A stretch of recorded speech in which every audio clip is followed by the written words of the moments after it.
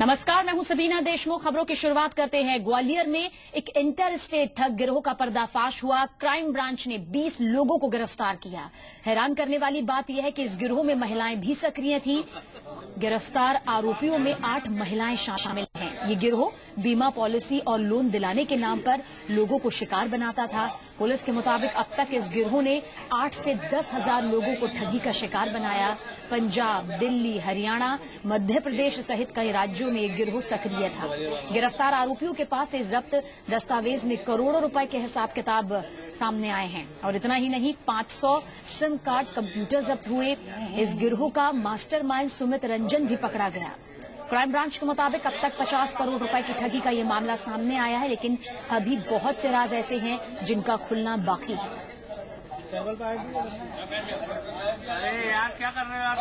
इस पर थाना अपराध शाखा में अपराध कायम किया जाकर उसकी विवेचना की गई तो पाया है कि नई दिल्ली स्थित एक बड़ा गिरोह इसमें सक्रिय है। इसके 20 लोगों को गिरफ्तार किया गया है, जिसके इसमें मेन मास्टरमाइंड सुमित रंजन सहित इसके मालिक आकाश बिरला, पत्नी उर्वशी मेहरा और ऋचा भटनागर सहित उसके एम्प्लॉयज को गिरफ्तार किया गया है। और कैसे हुआ गिरोह का पर्दाफाश, ये आपको बताते हैं। दरअसल ग्वालियर क्राइम ब्रांच को अप्रैल में एक सरकारी कर्मचारी ने शिकायत की थी कि दिल्ली की एक कंपनी ने उनको टेलीफोन पर बोनस दिलाने का लालच दिया। LIC बीमा पॉलिसी के बहाने इन लोगों ने कर्मचारी से 10 लाख रुपए जमा करवा लिए। साथ ही 7 लाख रुपए का एक चेक भी लिया। शिकायत के बाद ग्वालियर क्राइम ब्रांच ने तफ्तीश शुरू की। तफ्तीश आगे बढ़ी तो दिल्ली में दबिश दी गई। बस फिर क्या था, गिरफ्तार लोगों से जो खुलासे हुए वो वाकई चौंकाने वाले रहे। फिलहाल पुलिस आगे की अब ये पूरी तफ्तीश में जुट गई है कि आखिर किस तरह से इस पूरे फर्जीवाड़े को अंजाम दिया जा रहा था, गहराई तक जाया जा सके। दिलाने का लालच देकर LIC पॉलिसी के संदर्भ में ठगी कर लिया है। उनसे 10 लाख रुपए ठग लिए हैं और 7.5 लाख रुपए का चेक लेकर उसे प्रोसेस किए जाने के संदर्भ में धमकी दी जा रही है।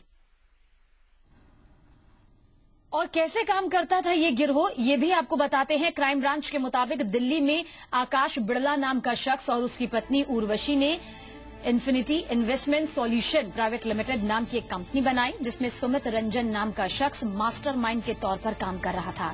लोगों का यकीन जीतने के लिए इस गिरोह में लड़कियों और महिलाओं को भी भर्ती किया गया, ताकि आसानी से ये महिलाएं लोगों को अपना शिकार बना सके, उनका भरोसा जीत सके। गिरोह के लोग सरकारी कर्मचारियों को टारगेट करते थे। सरकारी कर्मचारी को बीमा पॉलिसी पर बोनस और लोन दिलाने का झांसा दिया जाता था।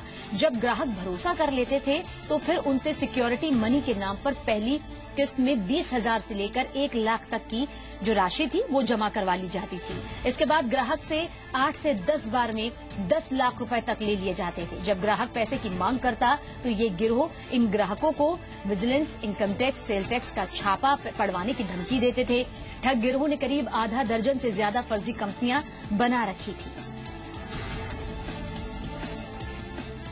ट्रस्ट के कर्मचारियों को ये अपना टारगेट बनाते हैं और उनसे विभिन्न लालचों और धमकी और डराने के नाम पर पैसा वसूल करते हैं। पूरे देश भर में इन्होंने लगभग 1000-1500 क्लाइंट्स को ठगा है, ऐसा इनका जो डॉक्यूमेंट्स है उससे जानकारी मिल रही है। और बैंक डिटेल्स भी इसी तरफ इशारा कर रहे हैं कि इन्होंने करोड़ों की ठगी के मामले संपर्क किए हैं। जी मीडिया संवाददाता सुशील कौशिक ज्यादा जानकारी इस पर हमें देंगे। सुशील, एक बड़ा पर्दाफाश यहां पर हुआ है, कनेक्शन और भी ज्यादा गहरे हो सकते हैं। किस तरह की तस्वीर आगे इसको लेकर बनती हुई दिखाई दे रही है? देखिए, क्राइम ब्रांच ग्वालियर के लिए एक महत्वपूर्ण सफलता है। देश का ये एक तरह से कहा जाए तो बड़ा नेटवर्क ब्रस्ट किया है ग्वालियर क्राइम ब्रांच ने। इसमें 20 लोगों को गिरफ्तार किया है। सबसे बड़ी बात यह है कि ये लोग पहले तो डाटा ऑपरेटरों के जरिए सर्वे करते थे और हाई प्रोफाइल जो सैलरी वाले एक ग्रेड के कर्मचारी होते थे उन कर्मचारियों को फोन लगाते थे, बीमा पॉलिसी पर लोन और बोनस दिलाने के नाम पर उनको बरगलाते थे और उसके बाद उनसे ये पैसा जमा करवाते थे और धीरे धीरे करीब 8 से 10 बार करके उनसे 10 लाख रुपए तक की रकम जमा करवाई जाती थी। ज्यादातर इस गिरोह का जो टारगेट रहते थे वो हरियाणा और पंजाब और दिल्ली के लोग रहते थे, क्योंकि हरियाणा और पंजाब में सबसे ज्यादा NI विदेश में रहने वाले लोग हैं जो कि इनके झांसे में आते थे। तो कुल मिलाकर ग्वालियर क्राइम ब्रांच ने जो इनसे पूछताछ की है उसमें प्रारंभिक तौर पर करीब देश भर में इनके द्वारा 10,000 लोगों के साथ ठगी करने की बात सामने आई है। क्राइम ब्रांच अभी और तफ्तीश कर रही है। आने वाले दिनों में और भी कई लोग इस गिरोह के जरिए जो सामने आ सकते हैं। कलकत्ता और मुंबई में भी इस गिरोह की गहरी जड़ें बताई जा रही है। क्राइम ब्रांच की टीमें इन शहरों में भी इस गिरोह के जो जुड़े हुए लोग हैं उनको दबोचने की तैयारी कर रही है। तो कुल मिलाकर ये है। बिल्कुल सुशील, इस वक्त हमारे साथ एएसपी क्राइम ब्रांच की प्रतिमा मैथ्यू जी मौजूद है, उनसे बातचीत कर लेते हैं। प्रतिमा जी, एक बड़े गिरोह का यहाँ पर पर्दाफाश हुआ है। इस बात से भी समझा जा सकता है कि जाल कितनी बड़े स्तर पर फैला हुआ था कि धमकी तक ये ग्राहकों को देते थे। जी हाँ, बिल्कुल आप सही कह रहे हैं। तो अब आगे क्या कुछ जांच ये पूरी तरह से चल रही है, आपसे जानना चाहेंगे?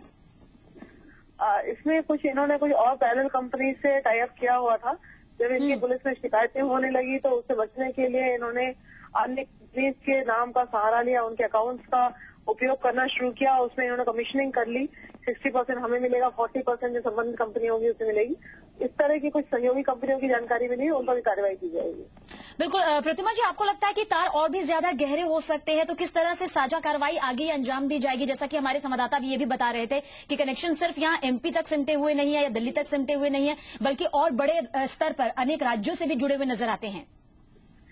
इसमें जिन भी राज्यों की इसमें संलिप्तता या पीड़ितों के होने की स्थिति समझ में आ रही है, संबंधित लोगों से कम्युनिकेट किया जाता है और एक बड़े लेवल पर व्यापक और विस्तृत कार्य योजना बनाकर इस पर कार्रवाई की जाएगी। प्रतिमा जी, अब तक कितने करोड़ तक की ठगी का ये पूरा मामला सामने आया है? अब तक फिलहाल क्या कुछ रकम सामने आ पाई है? मोर देन 50 करोड़ का इसमें पूरा ट्रांजेक्शन होना भी समझ में आया है। बाकी चूंकि विवेचना जारी है तो फाइनल कंक्लूजन हम उसके बारे में देख सकेंगे। और प्रतिमा जी, इसके अलावा गिरोह के कुछ और भी सदस्य यहाँ पर हो सकते हैं, उनकी गिरफ्तारी को लेकर किस तरह से यहाँ पर पूरी कार्रवाई आगे की तरफ चल रही है? अभी सब विवेचना में कुछ और पहलुओं को हम गिरफ्तारी की जाएगी। प्रतिमा जी, आपको यहाँ पर क्या लगता है, जब इस तरह के गिरोह एक बड़े स्तर पर फैल जाते हैं, न सिर्फ एक इलाके तक बल्कि राज्यों तक फैल जाते हैं, तो गलती किस तरफ से रहती है? यहाँ पर जनता में जागरूकता की कमी है या फिर जो आसपास प्रशासन होता है उनकी नजर ऐसे गिरोह पर कम पड़ पाती है? देखिए, इसमें जनता की गलती, प्रशासन की गलती, दोनों इश्यूज हैं। और बाकी जिस तरह से प्रलोभन देते हैं, उस प्रलोभन इतनी आसानी से फंस जाना और उसमें लोगों को पेमेंट कर देना, ये बहुत बड़ा एक इश्यू है। जिससे जनता को बहुत अवेयर होना पड़ेगा, सतर्क होना पड़ेगा। और प्रशासनिक तौर पर भी इस तरह के जो गिरोह हैं, इनकी सक्रियता का स्तर इतना व्यापक होने से पहले ही इन पर कार्रवाई कर दी जाए तो निश्चित रूप से चीजें बेहतर हो जाएंगी। बहुत बहुत शुक्रिया प्रतिमा जी हमसे बातचीत करने के लिए। तो सीधे तौर पर क्राइम ब्रांच से एएसपी प्रतिमा मैथ्यू हमसे बात कर रही थी। उन्होंने कहा कि गलती हर स्तर पर रहती है, जनता के बीच भी गलती रहती है, प्रशासन की नजर न पड़ना भी एक गलती रहती है, तभी इस तरह के गिरोह जो है वो लगातार फलते फूलते हैं। 60 करोड़ तक करीब उन्होंने अभी आंकड़ा बताया है और कोई दो राय नहीं कि जैसे जैसे तार खुलते जाएंगे ये जो ठगी का पूरा कारोबार है बड़े स्तर पर जो चल रहा था और बेहतर तरीके से यहां सामने आएगा कि किस तरह से एक बड़ा गिरोह यहां पर चल रहा था। सुशील, तमाम जानकारी के लिए शुक्रिया आपका, लेकिन नजर बनाए रखेगा, अपडेट्स लगातार आगे भी आपसे लेंगे।